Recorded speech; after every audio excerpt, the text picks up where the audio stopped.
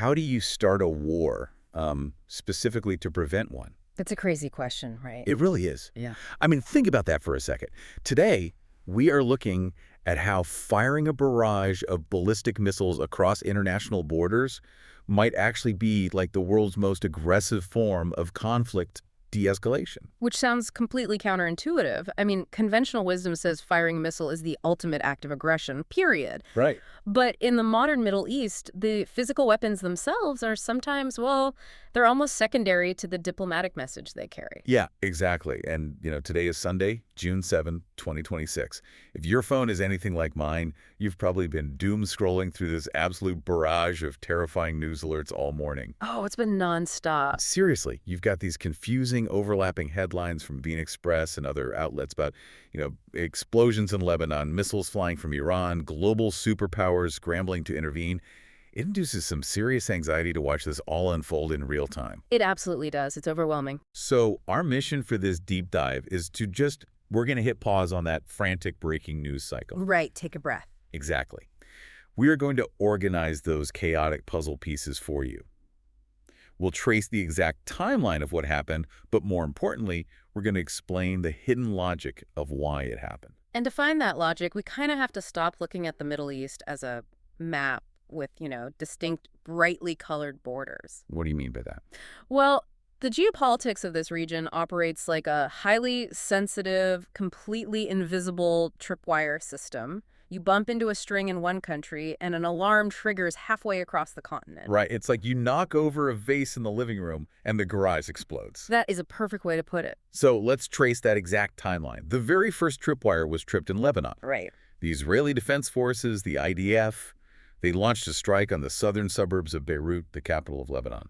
And the Israeli Prime Minister's office released a statement framing this as a direct, targeted response to a prior Hezbollah attack on Israeli territory. Right. They stated they were specifically aiming at a Hezbollah, quote, command center. Yeah. And the location of that strike is the critical variable here, isn't it? Oh, absolutely. The southern suburbs of Beirut are a widely recognized political and military stronghold for Hezbollah. It is a densely populated urban environment, which makes any military action there inherently high stakes. And there was a human toll. The Lebanon Health Ministry reported that from this specific strike, 2 people were dead and 20 were injured. Which is a tragic outcome, yes. Okay, let's unpack this. Because to a casual observer, Israel striking a militant group in Lebanon, it seems like a localized border conflict. A terrible event, sure, but geographically contained. Exactly. But the massive retaliation didn't come from Lebanon. It came from Iran. Right? So why does knocking over the vase in Beirut trigger the alarm in Tehran? Well, to understand that reaction, you really have to look at the mechanics of how Iran projects its power. Hezbollah is not simply an independent grassroots militant group. They're a proxy. Exactly. They are a proxy force. Yeah. Iran provides the funding, the advanced training, the heavy weaponry, but the relationship is far more symbiotic than just like a simple sponsorship. Right. Iran views Hezbollah as its forward defense line. It's an extension of its own military apparatus. So striking Beirut isn't just hitting an Iranian ally. From Tehran's perspective, it's hitting a vital piece of their own national security infrastructure. And they had actually put that warning in writing before this even happened, right? Like the sources mentioned, Tehran laid down a very public red line. They did. They stated unequivocally that any attack on Beirut itself would reignite full-scale conflict across the region. And this ties directly into the really complex diplomatic backdrop we are dealing with right now. The April 8th deal. Yes. On April 8th, Iran and the United States reached this very fragile ceasefire agreement. And a core condition Iran pushed for in those negotiations was an explicit end to the fighting in Lebanon. Wow. Yeah, they essentially tethered their diplomatic progress with Washington to the physical safety of their proxy in Beirut. So we are looking at 2 completely incompatible realities here. Totally. I mean, Israel frames the Beirut strike as a proportionate, calculated response to a local threat. Yeah. A containment action. Right, defending their borders. But then Iran's supreme military headquarters, the Khatam al-Anbiya, they release a statement declaring that by striking Beirut, Israel crossed, quote, all red lines. It's fascinating how the very definitions of retaliation and escalation completely shift depending on which side of the border you were standing on. Yeah, it really is. The geopolitical perspective dictates the definition. I mean, For Israel, leaving a Hezbollah command center untouched after an attack on their soil that represents an unacceptable vulnerability, they define the strike as defense. Makes sense from their viewpoint. Right. But for Iran, ignoring a strike on their most important proxy after explicitly declaring Beirut off limits, that represents an unacceptable weakness. So they define the Israeli strike as an unprovoked escalation. And because Iran views an attack on its proxy as a direct violation of its own sovereignty, the conflict just instantly mutated. Yeah, it bypassed the whole border skirmish phase entirely. And morphed into a direct state-on-state confrontation between Israel and Iran. And that mutation brings us to the actual Iranian response, which, it crossed a massive physical and psychological threshold. It really did. Yeah. Because for the first time since that April 8th ceasefire with the U.S., Iran fired weapons directly into Israeli territory. Directly. So let's look at the mechanics of this, because the specific target and the specific weapons used, they tell us a lot. They tell us everything, really. Right. So the Islamic Revolutionary Guard Corps, the IRGC, they targeted the Ramat David Air Base. And for context, that base is located about 20 kilometers southeast of the city of Haifa. And that choice of target is highly, highly deliberate. How so? Well, the Ramat David Air Base is a strictly military installation. They did not aim at Tel Aviv. Right. They didn't aim at a civilian population center. By targeting a military base, Iran is attempting to control the rules of engagement. They're signaling a military-to-military response rather than, a total war on civilians. But they aimed at that military base with a terrifying class of weapon. Yeah. We're not talking about cheap drones or, mortar shells here. No, not at all. These were ballistic missiles. And what's fascinating here is Right. And here is the outcome. Israel's air defense grid intercepted every single one. All 11 missiles were destroyed in the sky. 0 casualties. Nobody was hurt. Which, by the way, intercepting 11 out of 11 ballistic missiles is an astonishing feat of engineering. It's mind-blowing. Systems like Israel's Arrow 2 and Arrow 3, they're specifically designed to intercept threats outside the Earth's atmosphere. They are literally hitting a bullet with a bullet in space.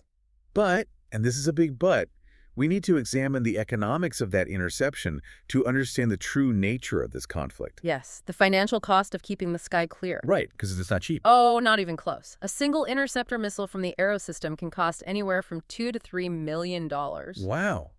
$2 to $3 million per interceptor. Exactly. And firing multiple interceptors per incoming ballistic missile means the defending nation is burning through tens of millions of dollars in a matter of minutes. In minutes. The financial asymmetry is just staggering. Iran basically forces Israel to spend an absolute fortune just to maintain that 0 casualty outcome. So the physical damage on the ground was 0, but the rhetoric surrounding those 11 missiles was completely explosive. Oh, yeah. Iran's parliament speaker, Mohammad Ghalibaf, came out immediately and accused the United States of, quote, green-lighting the Israeli strike on Beirut. Right. He declared all U.S. and Israeli assets in the Middle East to be legitimate targets.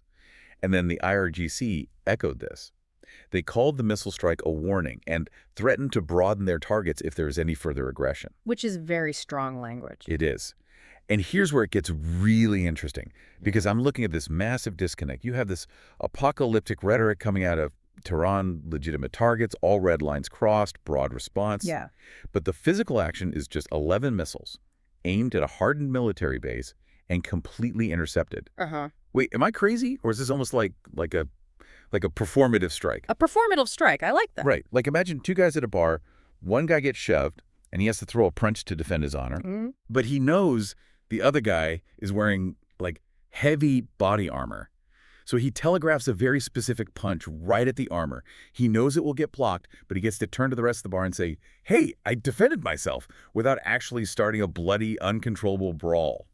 Is that what 11 intercepted missiles actually is? Honestly, yes. In military strategy, we actually call that escalating to de-escalate. Escalating to de-escalate. Yeah. State actors frequently use constrained force as a form of high-stakes communication.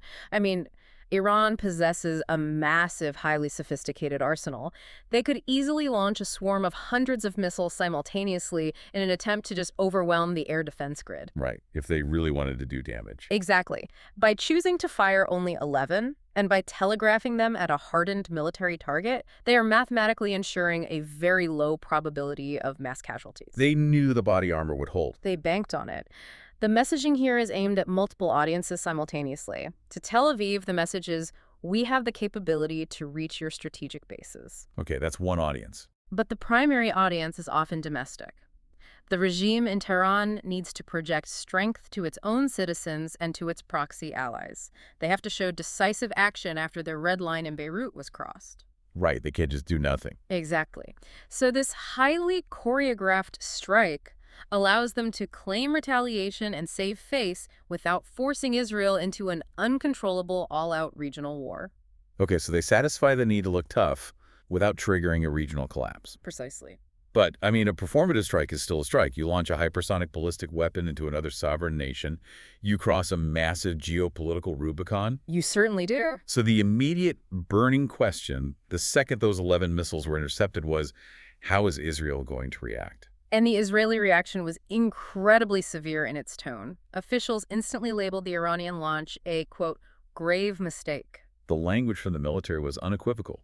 IDF Commander A.L. Zamir publicly stated his forces were ready to strike Iran the very moment an order was given. The finger was literally on the trigger. And this raises a really important question about the inherent danger of that de-escalate strategy. Which is? The margin for error is absolute zero. Right. I mean, if just one of those 11 missiles slips through the defense grid and hits a barracks, or maybe it veers off course and hits a civilian center, the performative aspect vanishes instantly. Because then people are dead. Exactly. You suddenly have a mass casualty event that demands overwhelming, unconstrained retaliation. Which brings the United States directly into the fray. Yes, it does. And the speed of the diplomatic intervention here is just staggering. Yeah. According to reporting from Axios, U.S. President Donald Trump intervened almost immediately. Right. He told Axios he was calling Israeli Prime Minister Benjamin Netanyahu right now to explicitly urge restraint. Trump's quote was, "Israel and Iran have both struck. We don't need another hit." And Axios later confirmed from a U.S. official that the phone call did indeed take place, keeping the specific details of the conversation private, of course. So we went from a localized strike in Beirut to an Iranian ballistic missile launch to the U.S. president directly intervening to stop an Israeli counterattack. All within a matter of hours. Hours. It's crazy. The sheer velocity of modern crisis management is really unprecedented. Decisions that used to take weeks of careful diplomatic back-channeling are now happening in real time via phone calls and media leaks. So what does this all mean? Look at the dual dynamic happening here. Okay. Iran's parliament speaker explicitly accuses the U.S. of greenlighting the initial attack on Beirut. They blame Washington as the instigator. Right. Yet, the U.S. president immediately steps in, gets on the phone, and actively stops Israel from retaliating. It's a paradox. It is. How does that contradiction, being blamed as the aggressor while acting as the peacemaker, impact the already fragile April 8th ceasefire between Washington and Tehran? Well, if we connect this to the bigger picture, it severely damages the underlying trust required to sustain that ceasefire. The AFP agents, France Press, they released a very sobering analysis of this exact sequence. What did they say? They highlighted that even with swift U.S. intervention and even with zero casualties, this kind of escalation drastically diminishes any lingering hopes for lasting peace in the region. So the damage to the diplomatic process is done, even if the actual missiles miss their targets. Exactly. The AFP notes negotiations were already stalled. The atmosphere was already incredibly tense. When a state fires ballistic weapons across a border, the diplomatic foundation simply cracks. Because trust is totally gone. Right. I mean, from Tehran's perspective, the U.S. stepping in to stop Israel might just look like Washington managing as ally after colluding on the Beirut strike. Oh, I see. But from Washington's perspective, stopping the counterstrike is absolute proof of their commitment to regional stability and the ceasefire. So they're looking at the exact same events and deriving completely different intentions. Exactly.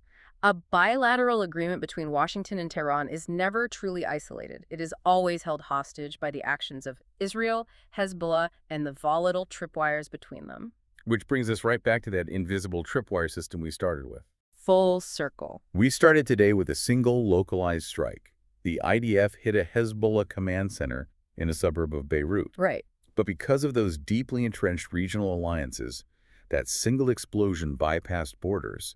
It activated a proxy tripwire, triggered a ballistic missile launch from Iran, and escalated so rapidly that it required the absolute highest level of U.S. diplomatic intervention just to hit the brakes on a full-blown war. It is a masterclass in how local tactical decisions instantly morph into global strategic crises. And, if you are listening to this and you've been overwhelmed by the news alerts today, this is exactly why this deep dive matters. Completely. Because when you see a headline about an explosion in one city, it is so easy to just scroll past it as an isolated tragic event.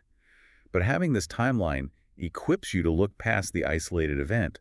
You now have the blueprint to understand the massive, invisible web connecting that single explosion to capitals all around the world. You start seeing the underlying causality rather than just the chaos. Well said. Knowledge of the mechanism replaces the anxiety of the unknown. As we wrap up, I want to leave you with a final, lingering thought to explore on your own. We talked about how all 11 of those Iranian missiles were intercepted. Yeah. We talked about the tens of millions of dollars it cost just to launch the interceptors to block them. And we saw the U.S. immediately push for de-escalation to prevent a physical counterstrike. Right. Are we entering a new era of conflict? An era where launching a state-of-the-art ballistic weapon is less about actually causing physical destruction and more about sending an incredibly aggressive diplomatic text message with a billion-dollar price tag? That's a profound way to look at it. Think about that the next time you see a headline about a missile launch. Until next time.